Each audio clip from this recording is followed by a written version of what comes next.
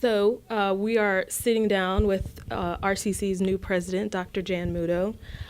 First off, tell us a little bit about yourself. How far back do you want me to go? How about just a little about what brought you to RCC? You bet. Actually, my career in higher ed started when I was about 22. I started as an undergraduate in mass communication, and was interested in becoming a color commentator for Monday Night Football. But when I took my video classes, I decided I liked directing better than being on camera. So I actually took a path through my bachelor's degree, master's degree, and doctorate to looking at communication in organizations and teaching in that field. And the more I did that, the more I became interested in administration. And I've lived all over the country and saw the position posting for Riverside, and for a whole bunch of reasons. I decided to apply, and I'm absolutely thrilled to be here. I feel like I belong here. Everybody here is so great. Nice people, beautiful weather. It's lovely. And how has the transition been? It's been very smooth. People have been very gracious, very welcoming. I was fortunate to, although I had to move pretty quickly, I had about a month between the time my position was finalized with the board and to start my job, and that was over the Christmas holidays, that it all worked out very well to get me out here, my 2 cats, and my car, and my furniture arrived just a couple of days ago. So I'm happy. Can you tell us a little bit about your first day on the job? What were your first impressions? Were you overwhelmed? Oh, no, not overwhelmed at all. People have been so kind and helping me learn the organization and learn the college. So my first day, really, I spent a lot of time with the people that I work most closely with, the vice presidents.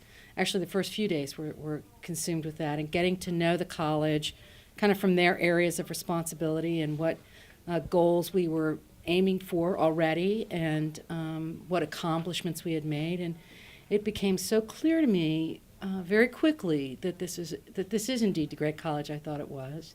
Great people work here, great accomplishments, and I'm so thrilled to be part of just continuing to move forward with this college. But it's really a matter of getting to know the whole complexity of the institution. Your predecessor, Dr. Lacey, set a very high standard and was extremely popular with the faculty and staff. Was it daunting replacing someone like that? I don't know that it was daunting as much as a wonderful challenge. And it is a wonderful challenge, and I have great respect for all that she accomplished. And it was clear to me at the board meeting when my appointment was announced just how well loved Dr. Lacey is. And she added a great deal to this institution, had some great accomplishments here, and I am humbled to be following in her footsteps, and I look forward to learning from her, especially about how to build those relationships. These are some tough times Yes. that you're coming into. What do you think are one or two of the biggest challenges that are facing RCC students today?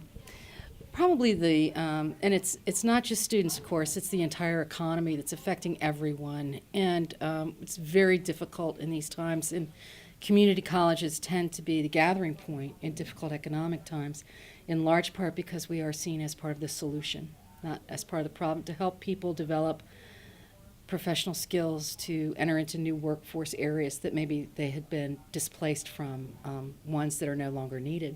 So I think probably for students, the great challenge is trying to balance the economic demands they face between their home life and school, and being able to make sure that their finances are being used appropriately and that they're heading in a point toward the future very near that will help them get employed and help them be successful. Well, speaking of finances, budget cuts are becoming commonplace, and more people are attending community college. Do you think that Riverside is prepared resource-wise for the influx of new students? Well, we will, of course, do the very best we can with what we're given and try to make every resource go as far as we can possibly make it go. As you know, the college is funded by the state, and given the status of the state budget, which is very ambiguous right now, our plan is to make every dollar go as far as we can and help as many students as we possibly can, because that's our mission, is to help people succeed and to contribute to the community. So we'll do everything we can. On a lighter note, Yes. our research shows that you've played Second Life. Oh, yes. What drew you to the game? Actually, I don't see it so much as a game. I had been reading about Second Life in some of the higher education journals, actually, the Chronicle of Higher Education in particular, and Inside Higher Ed. And so I kept reading about it, and I thought, I've got to find out what this is. So I went to an academic conference on information technology and saw a demonstration by a community college in upstate New York who'd been using it as a means to not just teach students, but also as a way to connect students to services in the college. And so I got on there. I'm Jetta Muliaina. If you would like to offer me friendship in Second Life. And I believe particularly in this century, we're faced with technology offering solutions that most of us haven't even quite figured out what the problem is yet.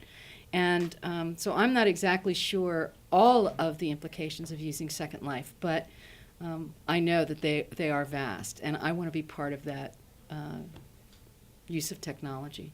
And it's fun. And I'm tall and thin and have red hair in Second Life. What has surprised you the most about the move to California? Well, I don't want to hurt anyone's feelings by saying this, but you may know that there are stereotypes out about Southern California. And when I actually had a friend with me when I came looking for housing in January, and he and I had known each other for years and years. And as we were going to stores, lining up furniture and, meeting with realtors and those kinds of things, and even just going into Target, for example, we'd walk out and look at each other and say, wow, everyone here is so nice. I mean, people really are very, very pleasant.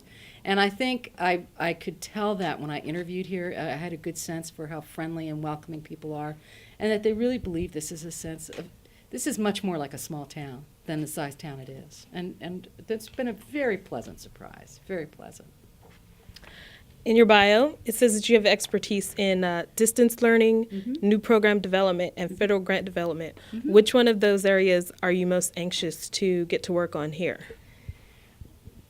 Good question. The institution has historically done very well with federal grants. We have had Title III grants before. We're actually looking at a federal level Title V grant development right now, and that has been ongoing prior to my arrival, and I endorse that. The distance learning is something that I believe is a must for us. It's a must for students, particularly as you look at economic times, and a lot of people may not even be able to afford transportation, whether it's a bus, even if it's a bus ride. So distance learning sometimes can give great access to people whose resources are really constrained.